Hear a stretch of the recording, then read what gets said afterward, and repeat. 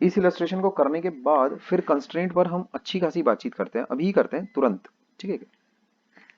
अभी करेंगे, तुरंत करेंगे। ठीक है क्या? तो पहले ये वाला इलस्ट्रेशन देख लोगे, है ना। इस सवाल में लिखा है एक सॉलिड स्फीयर है। ठीक है क्या? ये एक सवाल बस एक रह गया है मेरा, जिसमें कंस्ट्रेंट की कहीं कोई नीड नहीं है। अभी तक के जितने भी सवाल हम लोगों ने बनाए सिंपली फ्री बॉडी डायग्राम बनाते थे बिना कंस्ट्रेंट का इस्तेमाल किए। ठीक है क्या?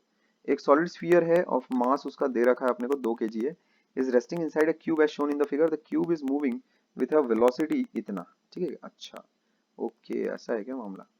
क्यूब की जो वेलोसिटी है वो अपने को दे रखी है, कैसी, उसकी एक्स डायरेक्शन में जो वेलोसिटी है ना, वो ऐसी है 5t और 2t। तुम ये बात देख रहे हो कि एक्सेलरेशन तुम्हारे पास इससे आ जाता है 5 आई कैप प्लस 2 जे कैप। अगर वेलोसिटी मेरे पास ऐसी दे रखी है 5t आई कैप प्लस 2t जे कैप, तो जैसे ही मैं उसको डिफरेंशिएट करूंगा कंपोनेंट वाइज, तो एक्सेलरेशन मेरे पास इतना आ जाए। Acceleration is constant. ठीक है क्या?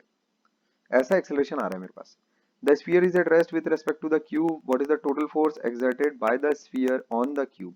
अच्छा भाई, ठीक है। तो यहाँ एक बात तुम देखो, जो स्फीयर का अगर मैं फ्री बॉडी डायग्राम अगर बनाऊंगा, तो रिएक्शन फोर्सेस तो मेरे को बनानी पड़ेगी। ये देखो, एक रिएक्शन फोर्स ये ऐसी और एक रिएक्शन फोर्स ये ऐसी। ठीक है क्या? और दोनों ही reaction forces will pass through the centre of the sphere. ये सब अपन जानते हैं बड़े अच्छे तरीके से। तो मैं इसको बोल देता हूँ लेट से एन वाई, इसको बोल देता हूँ एन एक्स, ऐसा। ठीक है क्या? रिएक्शन फोर्सेस हैं, ऐसा मैं बोल देता हूँ। क्या इस स्फीयर पर और कोई फोर्स लग रही है? बिल्कुल लग रही है, उसका वेट भी है। तो वो नीचे की तरफ अपन बना लेते हैं, कितना, 20। 2 kg का स्फीयर है, नीचे अपन बना लेते हैं 20। अब इससे झंडू केस तो और कुछ हो नहीं सकता। यहाँ देखो एक्सेलरेशन जो उस स्फीयर का है, एक्स डायरेक्शन में कितना है, जितना क्यूब का एक्सेलरेशन होगा उतना ही स्फीयर का भी एक्सेलरेशन होगा, बिकॉज स्फीयर क्यूब के कांटेक्ट में है। ये चीजें हमारी काइनेमेटिक्स से और कैसा ये चीजें स्ट्रांग हो चुकी थी। ये सारे कंसेप्ट मैंने तुम्हें बताए हैं बार बार। ठीक है क्या? जैसे अगर कोई एलिवेटर में अगर कोई बॉडी अगर ट्रेवल कर रही है, ठीक है, तो जो एलिवेटर का एक्सेलरेशन वही बॉडी का एक्सेलरेशन। ये बात ध्यान में रखोगे क्योंकि दोनों कांटेक्ट में। तो क्यूब का जो एक्सेलरेशन बनेगा कितना कितना बन रहा है, देखो 5 बन रहा है एक्स डायरेक्शन में, और वाई डायरेक्शन में बन रहा है 2। समझ गए ऐसा? तो कैसे लिखोगे भाई, रिएक्शन फोर्सेस अगर तुमको निकालनी है, mass of the cube is 2, तो एन एक्स, एक्स डायरेक्शन में क्या बन जाएगा, force equals to mass times acceleration, है ना। मास है तुम्हारे पास 2, तो मास टाइम्स एक्सेलरेशन, ये हो गया एन एक्स।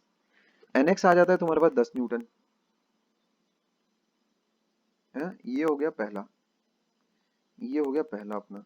अच्छा, दूसरी बात जो मेरे पास आती है, एन वाई के लिए कैसा होगा, देखो एन वाई -20 बराबर मास टाइम्स एक्सेलरेशन। एक्सेलरेशन है मेरे पास कितना है, 2 है। ठीक है, 2 है मेरे पास। ये क्या है, ए एक्स है, और ये क्या है मेरे पास, ए वाई है। बस हो जाता है, इससे एन वाई आ जाता है तुम्हारे पास 20 + 4, ये हो जाएगा 24 न्यूटन। ठीक है, ये हो जाता है मेरे पास एन एक्स और एन वाई दोनों आ जाते हैं। ठीक है क्या? बस यही मेरा आंसर है, इसमें और कुछ नहीं निकालना था। What is the total force exerted by the sphere on the cube. अच्छा, तो यहाँ देखो, जो स्फीयर पर जो फोर्स लग रही है बिकॉज ऑफ द क्यूब, वो कितनी टोटल लग रही है, एन एक्स और एन वाई। बस कितनी फोर्स लग रही है, force exerted bye cube on sphere, ठीक है, इक्वल टू कितना हो जाएगा, 24 जे कैप प्लस 10 आई कैप, ऐसा, इतना न्यूटन। ये मेरा आंसर हो जाएगा। इसमें किसी को कुछ अगर बोलना है तो बोलो।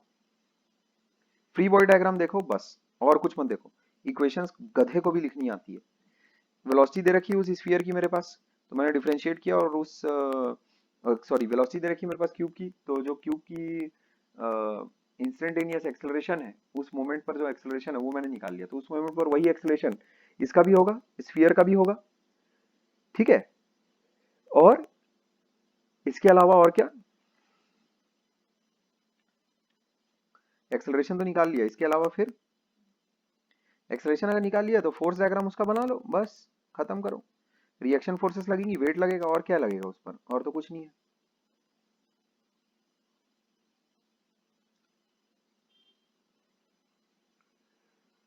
तो जो नॉर्मल रिएक्शन वाली फोर्सेस थी वो आ गई मेरे पास, तो इतनी फोर्स एक्चुअल में क्यूब है ना, स्फीयर पर लगा रहा है, एंड द फोर्स एक्सर्टेड, ठीक है क्या, बाय स्फीयर ऑन क्यूब, वो कितना होगा, बराबर -24 J cap -10 I cap by third law. अगर क्यूब ने स्फीयर पर इतनी फोर्स अगर लगाई है तो स्फीयर क्यूब पर इतनी फोर्स लगाएगा, इतनी फोर्स लगाएगा, ठीक है बात, ये बात पक्की है, ठीक है। क्या तुम मेरी बातें समझ गए हो? हाँ सर। ठीक है, तो अब आते हैं कंस्ट्रेंट पर।